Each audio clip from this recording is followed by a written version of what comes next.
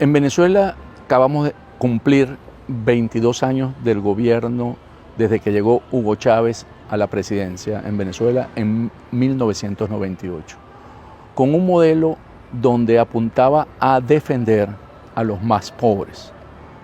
Y en ese sentido buscó cómo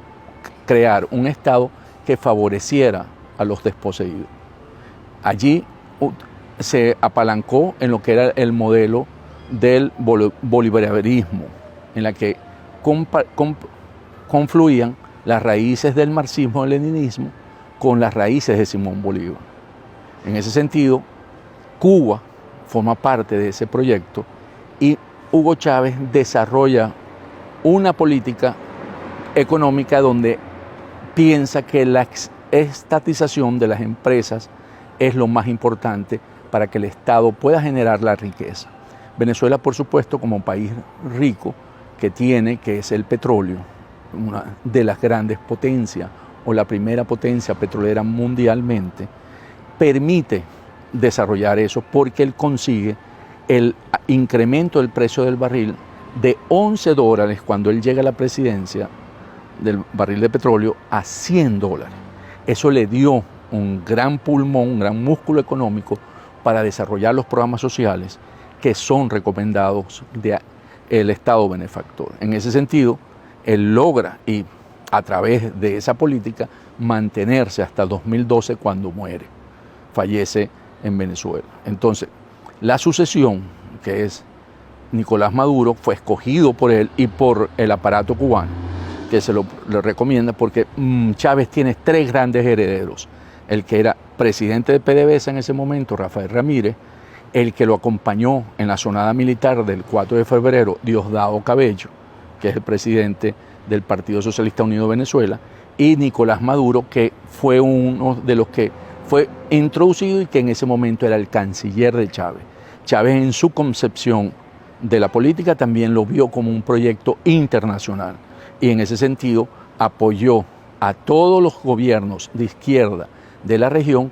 en el financiamiento de las campañas, y vimos que en ese momento se alinea hacia la izquierda en ese swing, en la que entra Lula da Silva, entra Correa en Ecuador, da Silva en Brasil, entra Michelle Bachelet en Chile, ¿verdad? Tenemos a Cristina Fernández en Argentina, ¿verdad? Tenemos a Pepe Mujica en Uruguay, teníamos por supuesto a Daniel Ortega en Nicaragua, en Centroamérica, y ese equipo, y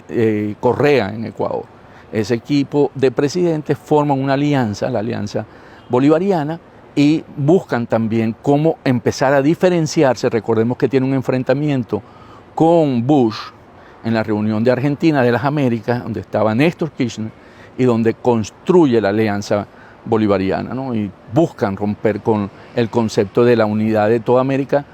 en una que era la concepción de los Estados Unidos, el ALCA. Entonces, en ese sentido, forman un grupo aparte,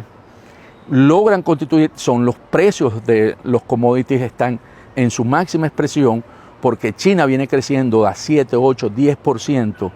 del Producto Interno Bruto y necesita materias primas, y América Latina en ese momento se convierte en el gran suplidor de esos recursos, y vemos todo ese boom. Sin embargo, los resultados después de la caída de la crisis del 2009 en Estados Unidos con las hipotecas, vemos cómo empiezan a suceder una serie de eventos que debilitan ese proyecto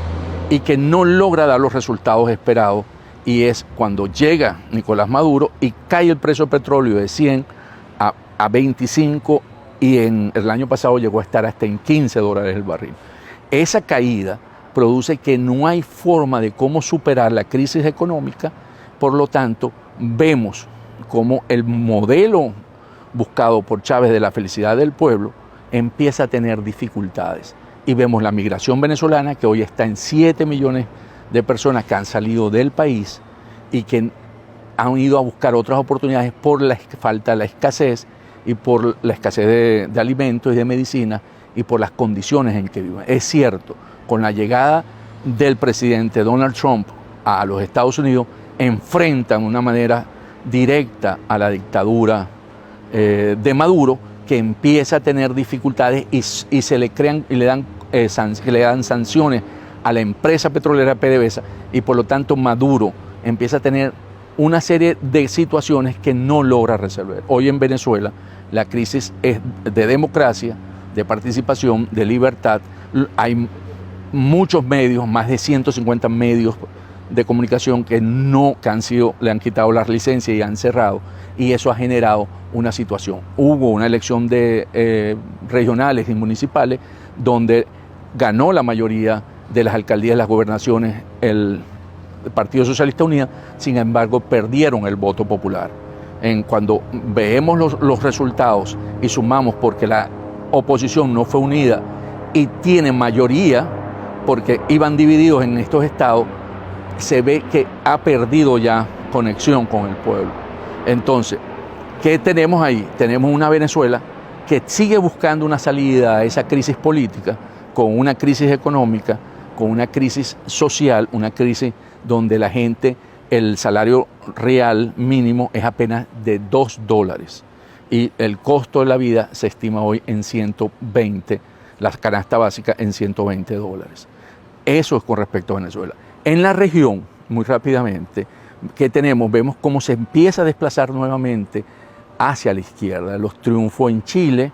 ¿verdad?, de Gabriel Boric, el triunfo de Perú, de Castillo, el triunfo de Honduras, de Xiomara, ¿verdad?, muestran cómo la región empieza a buscar soluciones en términos nuevamente hacia la parte, porque la pandemia generó una crisis económica, sobre todo del trabajo informal, que empieza a no satisfacer lo que la gente anda a buscar, la felicidad, ¿verdad? Y entonces, en ese sentido, o el progreso, empiezan a buscar soluciones con políticos que presentan un modelo populista. Y hemos visto esos modelos trabajando muy bien en Brasil, y lo vimos también con Donald Trump en la presidencia 2016-2020. Entonces tenemos una región que busca, tenemos una Venezuela que tiene dificultades en sostener la parte económica, sin embargo va a buscar una radicalización, y en Estados Unidos también tenemos una situación donde tenemos unas elecciones de medio periodo, ahora en noviembre, donde el presidente Biden va a tener que ver cómo manejar el tema latinoamericano, la economía, porque ha inyectado mucho dinero para poder resolver la crisis que generó la pandemia. Al momento tiene $9 trillones, que son 9 y 12 ceros, inyectado en la comida, que va a generar inflación, y en ese sentido va a tener a lo mejor una cierta dificultad si no logra vencer con los factores que él piensa que puede liberar la economía y dándole más recursos al pueblo, y que eso genere demanda. Entonces vamos a tener un año donde vamos a tener que observar, va a haber conflictividad, porque Estados Unidos también tiene los frentes abiertos en Ucrania con Rusia y en Taiwán con China.